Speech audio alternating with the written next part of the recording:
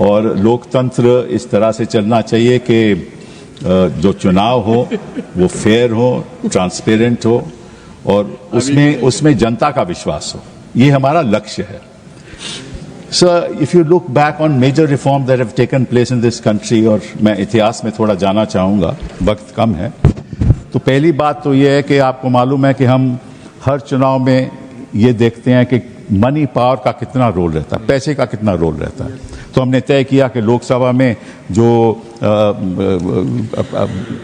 Candidate होगा वो 94 लाख खर्च, उससे ज़्यादा नहीं कर सकता, और असेंबली में 40 लाख। अब हम जानते हैं, आप जानते हो, सभी लोग जानते हैं कि क्या इसका पालन होता है? नहीं होता ना। तो कौन सा सुधार ला रहे हैं हम उसके बारे में? और दूसरी बात कि जो पॉलिटिकल पार्टीज हैं उन पे कोई पाबंदी नहीं है, कोई कैपिंग नहीं है। क्या हमने उसके बारे में सोचा? पॉलिटिकल पार्टी जितना मर्जी खर्च कर रहे हैं, और मतलब कि जो पैसा बह रहा होता है तो हम देखते हैं किस तरह से बह रहा है। तो ये इलेक्टोरल रिफॉर्म आज तक में इसमें हम सुधार नहीं लाए।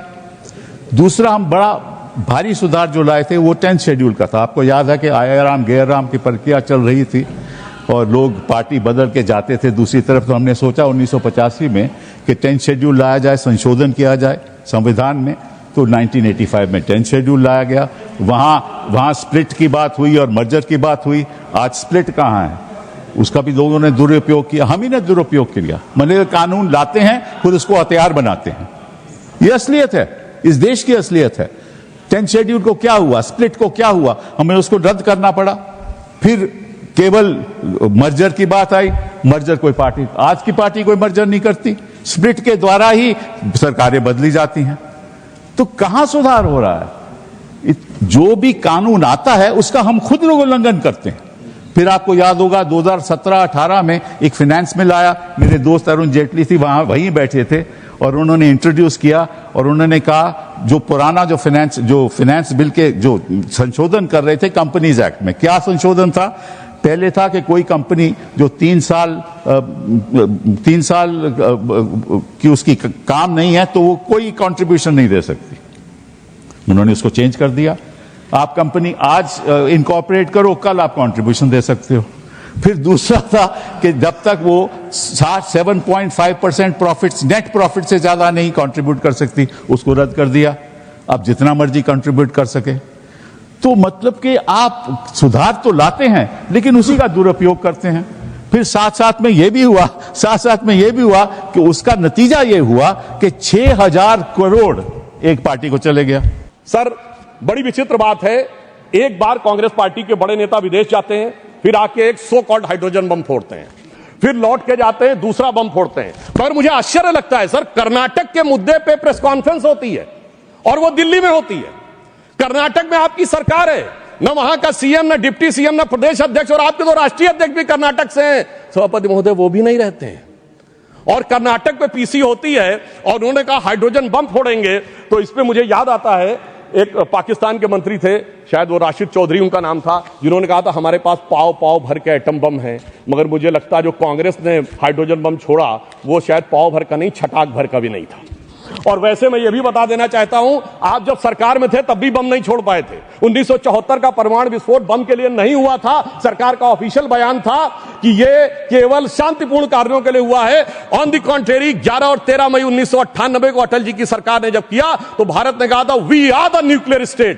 तो हाइड्रोजन बम सरकार में भी हम ही ने बनाया था, और आप न विपक्ष में कर पा रहे हैं न सत्ता पक्ष में रह के कर पा रहे थे। अब मैं दूसरी बात कहना चाहता हूं, जो वोट चोरी की बात बहुत होती है, तो मैं याद दिलाना चाहता हूं, बिहार का चुनाव संपन्न हुआ है। कोई कहे चोरी हो गई तो उसके पास कुछ होना चाहिए सामान जिसकी चोरी हो गई।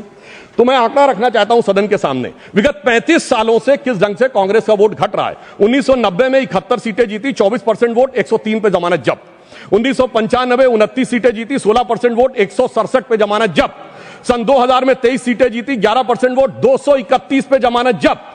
2005 में पूरी सीटें लड़े नहीं, कुल लड़े 58, जिसमें जीते 9, 6% वोट। और 2010 में सर 4 सीटें जीते, 6% वोट पाया, 216 पे जमानत जब्त। भाई साहब, मैं पूछना चाहता हूं आपके पास था क्या जो चोरी हो गया?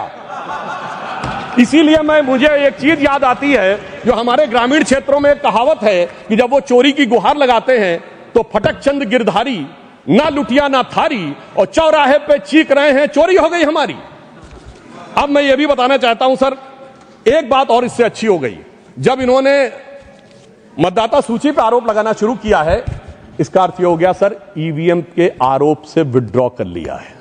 क्योंकि ये तो कहते थे ईवीएम में गड़बड़ है, बटन दबाते हैं वोट भाजपा को पहुंच जाता है। यदि इनका आरोप सही माना जाए, मैं एक बात कह रहा हूं, यदि इनका आरोप सही माना जाए, अगर ईवीएम मैनेज थी तो किसी को वोटर रोल मैनेज करने की जरूरत क्या है? या तो वो सच था या ये सच है। हकीकत न वो सच था न ये सच है। इनके दिमागों में जैसे आज ईवीएम से पीछे हटे हैं, हकीकत में क्या है इनकी स्थिति सभापति महोदय ये है कि कहावत होती है नाच न जाने आंगन टेढ़ा, मगर सर इन पे लागू नहीं होती है। ये कहते हैं आंगन ही नहीं टेढ़ा है, छत भी टेढ़ी है, दीवार भी टेढ़ी है, जमीन भी टेढ़ी है, छज्जा भी टेढ़ा है, खंभा भी टेढ़ा है, पर क्या करें, टेढ़ा है पर मेरा है। सभापति महोदय, वास्तविकता में इन्हें अपना दिमाग जो टेढ़ा हो गया है उसे सीधा करने की आवश्यकता है। और अंदर लाइटर नोट में एक और बात कहना चाहूंगा, प्राचीन काल में अश्वमेध यज्ञ होता था, तो अश्वमेध यज्ञ का घोड़ा छोड़ा जाता था। मैं यहां कैविएट लगा कह दूं, मैं किसी के व्यक्तिगत अपमान के लिए नहीं, उपमान के लिए कह रहा हूं, ठीक, फॉर द सिमिली।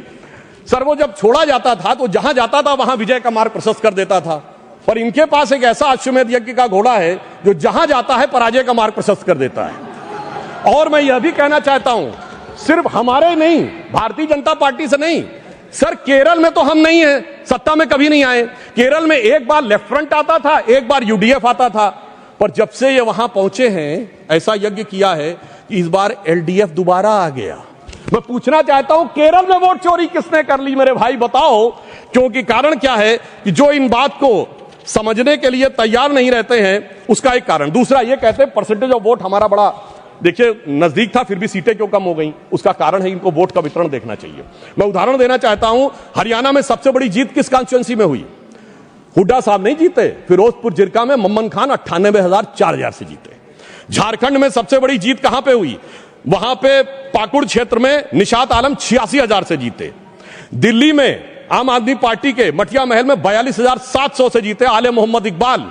और लोकसभा चुनाव में सबसे बड़ी जीत असम की धुबरी सीट पर कांग्रेस के रकीबुल हसन 10,25,000 से जीते। तो मैं इनसे कहना चाहता हूं आपका वोट का वितरण समान नहीं है, कहीं कहीं ज्यादा गहरा है। जहां दिल का रिश्ता ज्यादा गहरा है वहां वोट ज्यादा गहरा है। जब आप उसको समझ पाएंगे तो ये वोट परसेंटेज के अंतर को आप भली भांति समझ सकते हैं।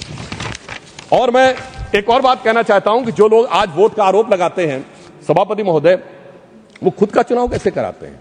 6 सितंबर सन 2022 को खड़गे जी के अध्यक्ष का चुनाव हुआ, मीडिया में रिपोर्ट आई कि 22 कांग्रेस के नेताओं ने लिख के दिया कि भाई साहब वो जो मतदाता सूची है कांग्रेस के अंदरूनी चुनाव की वो तो बता दीजिए। और मतदाता सूची कांग्रेस ने अंदरूनी चुनाव की नहीं दिखाई। और वो लोग कह रहे हैं कि 28 पीसीसी हैं प्रदेश कांग्रेस कमेटियां, क्या सबके पास जा जाकर हमें वो लेनी पड़ेगी?